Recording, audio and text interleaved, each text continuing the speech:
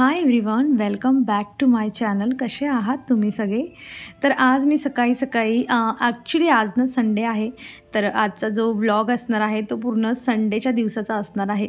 आणि संडे असलं की मी जे आहे एकतर मी सॅटर्डेला रात्री चंपी करून घेत असते, चांगलं मस्त केसांना जे ऑइल असतं ते लावून घेत असते, नाहीतर मग दुसऱ्या दिवशी सकाळी. पण काल ॲक्च्युली काय झालेलं, खूप आम्ही भाजीपाला आणला आणि तो निवडण्यात खूप जास्त जो आहे मला वेळ झालेला, त्यामुळे रात्री जे आहे लावता जमलं नाही, म्हणून मी आता सकाळी लावत आहे.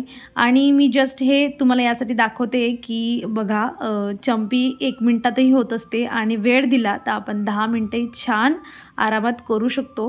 तर आठवड्यातून 2दा होत असते केसांची, आणि केसांचे बरेच प्रॉब्लेम सगळ्यांना फेस करावे लागतात, त्यामुळे 10 मिनिटं तरी ॲटलिस्ट नक्की द्या स्वतःला. तर माझी इथे जे आहे तेल छान लावून झालेलं आहे.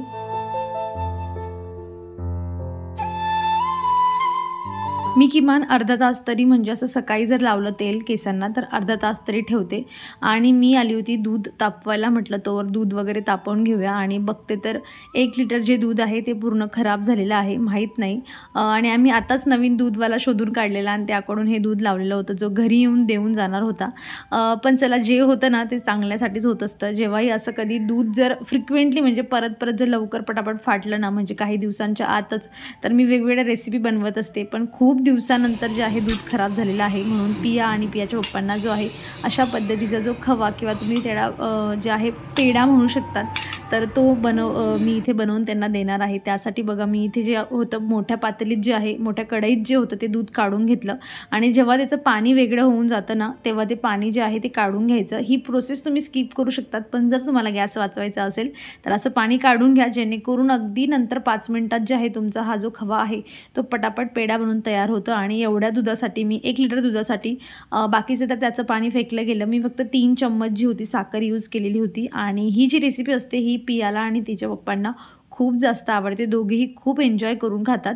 आणि मी डायरेक्ट आता इथे कामाला आली होती, जसं तुम्ही बघितलं की मी मस्त शावर वगैरे घेतलेला आणि डायरेक्ट स्वयंपाक करायला आली. 11 वाजलेले होते, कारण की रविवार असल्यामुळे उशिरा उठणं होत असतं, आणि 11 वाजेला मी डायरेक्ट स्वयंपाक करायला आली, कारण ब्रेकफास्ट वगैरे काहीही केलेला नव्हता. आणि असं फक्त संडेच्या दिवशी किंवा एखाद्या सुट्टीच्या दिवशी आम्ही असं करत असतो की जेवण, म्हणजे ब्रेकफास्ट न करता डायरेक्ट ब्रंच करायचा. नवीन आहे हे, पण होत असतं. ज्या दिवशी आपल्या घरी ब्रेकफास्ट नाही त्या दिवशी लवकरच स्वयंपाक होतो. आणि मी बघा, मी चपात्याही बनवते आणि मी पुऱ्याही बनवते. हे यासाठी, कारण खूप रिक्वेस्ट करून मी पियाच्या पप्पांना जे आहे जिम जॉईन करायला लावलेली, आणि त्यांना मी आता जर ऑइली खायला दिलं तर ते मला नाही चांगलं वाटतं, ते म्हणून मी त्यांच्यासाठी सेपरेट चपात्या बनवल्या आणि आमच्यासाठी पुऱ्या. कारण की आज बनणार आहे आंब्याचा जो आहे रस, सीझनमधला पहिला आमरस आमच्या घरी बनणार आहे, आणि खूप एक्सायटेड आहे. म्हणजे कसं, मँगो असला ना की खूप प्रचंड आनंद होत असतो आंबा खायला, आणि उन्हाळा ह्यासाठीच खूप जास्त आवडतो. आणि इथे तुम्हाला जर माहीत असेल, मी थोडं तळण जे आहे ते तळलेलं आहे. आणि बाजरीच्या वड्या जर तुम्हाला माहीत असतील तर मला कमेंटमधून नक्की सांगा. आमच्याकडे बाजरीच्या वड्या केल्या जातात, तर त्यांनाही मी तळलेलं आहे. आणि हे बघा, अशा पद्धतीचा जो पेढा आहे त्या दुधाचा मी बनवलेला आहे, खूप टेस्टी लागतो. जेव्हा कधी तुमचं दूध खराब झालं ना, तर नक्की ही रेसिपी ट्राय करा.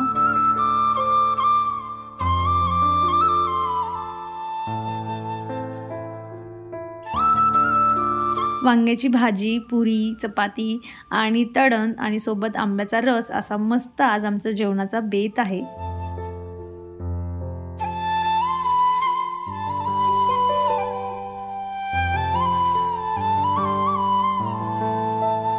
ॲक्च्युली ना, आमच्या घरी खूप जास्त पाहुणे येणार आहेत. किती येतील? 1000, 2000, 5000, 15000, I don't know. Max to max 15000 येऊ शकतात, कारण माझा जो एक व्हिडिओ होता तो मागच्या वेळेस, म्हणजे क्लिनिंग मोटिवेशनचा, तो माझा 15000 लोकांनी बघितलेला आहे. तर 15000 लोक येऊ शकतात. मी असं का म्हणते, कारण मी देणार आहे होम टूर, आणि आपल्या घरी पाहुणे येत असले की आपण सगळे घराची क्लिनिंग करतोच ना. तर मग आता तुम्ही एवढे स्पेशल गेस्ट जर मी तुम्हाला घेऊन येणार आहे घरी, तर थोडी क्लिनिंग झाली पाहिजे, म्हणून मी ही जी आहे क्लिनिंग करत आहे. फॅन बघा किती खराब झाला आहे, आणि ह्या ज्या आहे ह्या विचाराने तरी माझा फॅन जो आहे तो क्लीन करून झालेला आहे. आणि मी खूप, म्हणजे प्रयत्न करून क्लीन करत होती, माझा हात काही पोचत नव्हता. शेवटी मी पियाच्या पप्पांना सांगितलं, आणि जेवण झालं होतं महत्त्वाचं, त्यामुळे ते कंटाळा करत होते यायचं की काय लावलं आहे तू. पण म्हटलं नाही, जे काम आज झालं पाहिजे ते आजच झालं पाहिजे. आणि रिक्वेस्ट करून मी त्यांना बोललेलं, आणि जो फॅन होता तो क्लीन करून घेतलेला, बिकॉज खूप जास्तच खराब झालेला. तुम्ही बघू शकता आता किती नीट आणि क्लीन दिसतोय. आणि त्यानंतर लगेच मी आहे किचन ट्रॉल्यांचं घेतलेलं, कारण मी प्रत्येक व्हिडिओला मला रिक्वेस्ट येत असते की आम्हाला होम टूर द्या, होम टूर द्या.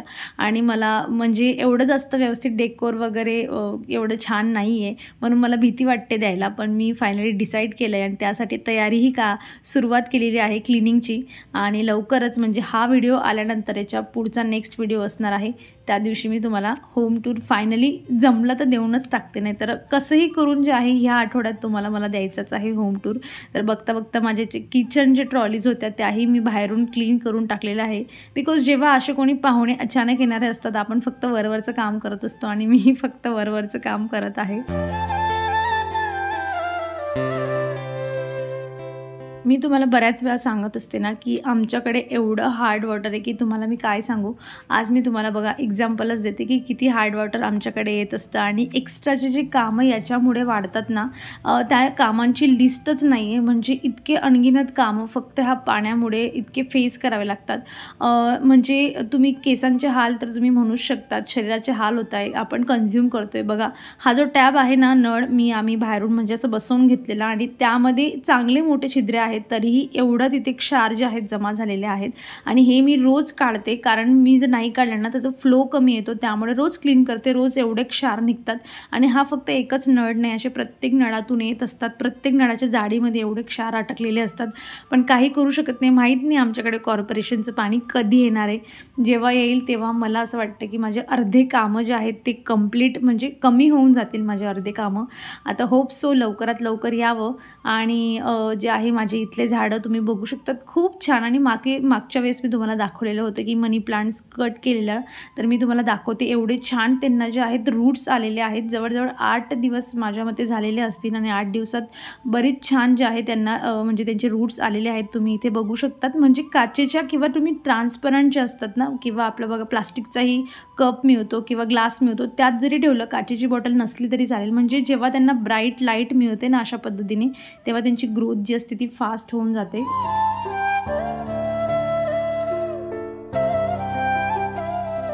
कालच्या दिवशी मी खूप जुनी अशी इच्छा कंप्लीट केली. मला घ्यायची होती एक जी आहे लोखंडाची कढाई, फक्त तळण्यासाठी. बाकी अजून काय काय करेल ते तर आता बघूयात काय काय करेल. पण हिला यूज करण्याच्या म्हणजे आधी खूप काही प्रिकॉशन्स घ्यायचे असतात, मी असं ऐकलेलं आहे. म्हणून मी पण ते सगळं करणार आहे. त्याची क्लिनिंग कशी करायची, त्याला जे आहे त्याला ऑइलिंग कशी करायची, हे सगळं मी करणार आहे. पण त्याआधी जेव्हा कधीही असं स्टिकर निघतं ना, माहीत नाही मला सवय झाली ही, असं स्टिकर त्याला जेवढा जास्त चिकटपणा असतो ना, मी नेहमी हाताला लावते. आणि मला असं वाटतं की माझ्या हाताची डेड स्किन याच्यामुळे निघून जाते. एक नॉर्मल फटक्यात असं 1 मिनिटात जे आहे वॅक्स माझं होऊन जात असतं. आणि मी खूप हॅपी होते. मी चेकही करते किती त्याला म्हणजे डेड स्किन वगैरे लागलेली आहे म्हणून. आणि ही माझी सवय मला कधी कधी छानही वाटते की फुकटात जे आहे थोड्याशा एरियाचं जे आहे एक टॅनिंग क्लीन होऊन जाते. चला व्हिडिओकडे वळूयात. आणि बघा आता ही जी कढई आहे, ॲक्च्युली मी सोप्या प्रोसेसने तुम्हाला सांगणार आहे. तुमच्याकडे जुनी जरी असली ना तरी तुम्ही एकदम फटक्यात तिला जे आहे तिचा रस्ट म्हणजे जंग लागलेला असेल तर तुम्ही तो घालवू शकतात. 3 ते 4 वेळा घसायचं धुवायचं. ही नवीन आहे तर मला याच्याला त्यांनी जे केमिकल लावलेलं असतं, वरची कोटिंग जी असते ती मला काढून घ्यायची आहे बेसिकली. आणि हिला जे आहे ऑइलिंग करायची आहे. तर मी आता 3 वेळा छान तिला घसली धुतली हे 3 टाईम मी केलेलं आहे. आणि त्यानंतर हिला गॅसवर ठेवायची. आणि त्यामध्ये तुम्ही कोकोनट ऑइल टाकू शकतात, नाही तर तुम्ही जे खायचं नॉर्मल तेल असतं ते टाकू शकतात. पण मी इथं प्रेफर करेल तुम्हाला, मी तिघंही टाकून बघितले. आणि हां, थर्ड आहे ते कच्ची घाणीचं जे तेल असतं ते. तर मी सांगते तुम्हाला, तुम्ही कोकोनट ऑइलने पहिले 3 वेळा ऑइलिंग करा. म्हणजे काय करायचं, कढई गरम करायची आणि एखादा कापड नाही तर ब्रश पण मिळतो सिलिकॉनचा, तो असला तर अतिउत्तम. त्याने कोकोनट ऑइल सगळ्याकडे स्प्रेड करायचं. पुढच्या भागाला, मागच्या भागाला तुमच्याकडे जर कढईला हँडल असेल त्या हँडलला सुद्धा ते तेल लावायचं. ही कढई आणि याला तेल लावलं की थोडी गार होऊ द्यायची, परत तिला घसायची आणि परत ही प्रोसेस परत रिपीट करायची. म्हणजे परत ऑइलिंग करायची, घसायचं, परत ऑइलिंग करायची, घसायचं. ही जी प्रोसेस आहे 3 वेळा तरी कमीत कमी करा. मग ती नवी कढई असो तुमची की जुनी कढई असो. आणि हे बघा अशा पद्धतीने जे आम्ही जुगाडू पद्धतीने इथे जे आहे आपलं जे टिश्यू पेपर असतात ते घेतले होते आणि जे आपली पकड असते त्या पकडमध्ये पकडून माझे चाललेले आहेत हाल. काश माझ्याकडे ब्रश राहिला असता तर अजून प्रोसेस जी असती थोडी इझी झाली असती. आणि हे माझं लास्ट वॉश आहे आणि मी अशा पद्धतीने आता परत हिला घसून काढेल एक वेळा. आणि म्हणजे गरम गरमही तुम्ही, कारण खूप वेळ लागतो गार व्हायला, तर तुम्ही गरमही अशा पद्धतीने पण सावकाश व्यवस्थित पकडून हाताला सांभाळा, कारण खूप जास्त गरम असते ही कढई. आणि मी हिला आता लास्ट टाईम जे आहे अशा पद्धतीने घसून घेणार आहे. जेवढा जोर लावता येईल तेवढा जोर लावा. आणि स्क्रबर जे आहे डायरेक्ट जाडीची घिसणी असते ती घेऊ नका, स्क्रॅचेस पडतात त्याने. नॉर्मल घिसणी घ्या. आणि अशा पद्धतीने घसल्यानंतर जे लास्ट आहे ते म्हणजे आपलं खायचं तेल घ्यायचं, त्याच्यामध्ये कांदा चिरायचा आणि कांदा छान जो आहे जाळून टाकायचा यामध्ये बेसिकली. आणि ही लास्ट स्टेप आहे. हा कांदा जाळल्यानंतर ही कढई जी आहे आपल्याला धुवायची अजिबात नाही आहे. हिला घ्यायची आहे, तुम्ही पुसून घ्यायची. नॉर्मल तुम्ही कापडाने पुसून घेऊ शकतात, नाही तर टिश्यू पेपरने पुसून काढा. हा कांदा काढून घ्यायचा आणि ही जी कढई आहे ती छान फक्त पुसून घ्यायची आणि इथे तुमची प्रोसेस स्टॉप होऊन जाते. 1-2 दिवस मग ही कढई अशीच पडू द्यायची आणि मग तुम्ही नंतर हिला वॉश करून तुम्ही याच्यात फ्राय करू शकता. जे तुम्हाला पाहिजे तुम्ही तशी ही कढई यूज करू शकतात. नंतर जेव्हा मी यूज करेल तेव्हा तुमच्यासोबत नक्की शेअर करेल की कशी आहे म्हणून. मी तर फक्त तळण्यासाठी घेतली. हौस असते बायकांची, कसली पण हौस असते. घरात आहे तळायला पण तरी पण मला पाहिजे होतं आणि मी घेऊन आली आणि एवढी मेहनतसुद्धा केली. तर चला पुढच्या व्हिडिओमध्ये दाखवते मी याच्यात काय फ्राय करणार आहे ते.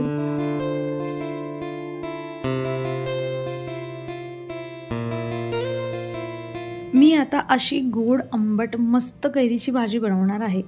जी भाजी तुम्ही फ्रीजमध्ये अगदी महिनाभरसुद्धा स्टोअर करू शकतात आणि इतकी छान लागते. म्हणजे पियाला आणि आम्हाला दोघांनाही खूप जास्त आवडत असते की उन्हाळ्याची वाट जी असते ना ती ह्या एका गोष्टीमुळे सुद्धा बघितली जाते.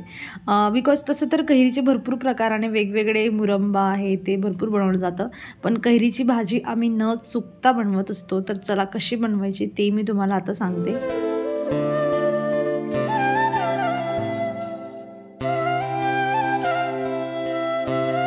तर मी इथे घेतलेली आहे 1 किलो कैरी आणि तिचे असे तुकडे करून घेतलेले आहेत. पुढचं सगळं मेजरमेंट मी तुम्हाला 1 किलो कैरीच्या जे आहे प्रमाणाने सांगणार आहे. तर 1 किलो कैरीसाठी मी इथे 1 मोठा ग्लास भरून पाणी टाकलेलं होतं आणि याला आपल्याला 5 मिनटं शिजवून घ्यायचं आहे. मध्ये मध्ये 1-2 वेळा जरा मिक्स करत राहा, म्हणजे खालची वरची कैरी एकत्र होऊन जे आहे व्यवस्थित आपली शिजून जाईल.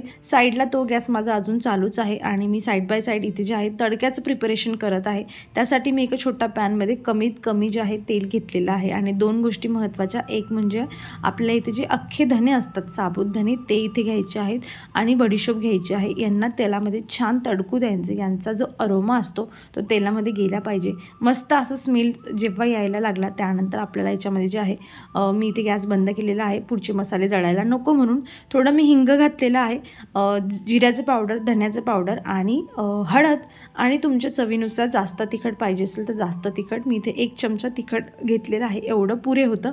आणि हे छान मिक्स करून ना आपल्याला हे जो तडका आहे भाजीमध्ये टाकून घ्यायचा आहे आणि छान मिक्स करून घ्यायचं. चवीपुरतं मीठ घालायचं आणि 1 किलो कैरीसाठी आपल्याला 1 बाउल भरून, एक जो मोठा नॉर्मल आपल्या घरात जी वाटी असते ती वाटी अशी फुल भरून जे आहे इथे गूळ घालायचं आहे. गूळचे काप करून घ्या आणि जोवर हा गूळ तुमचा पगळतो तोवर ही भाजी शिजत राहील.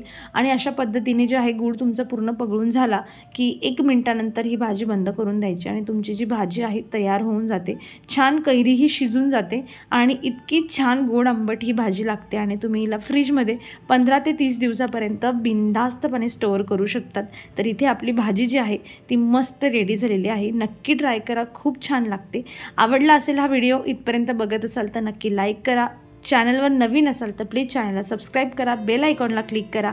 आपण भेटूया पुढच्या अशाच इंटरेस्टिंग व्हिडिओमध्ये. तोवर तुम्ही स्वतःची काळजी घ्या. So take care friends and bye.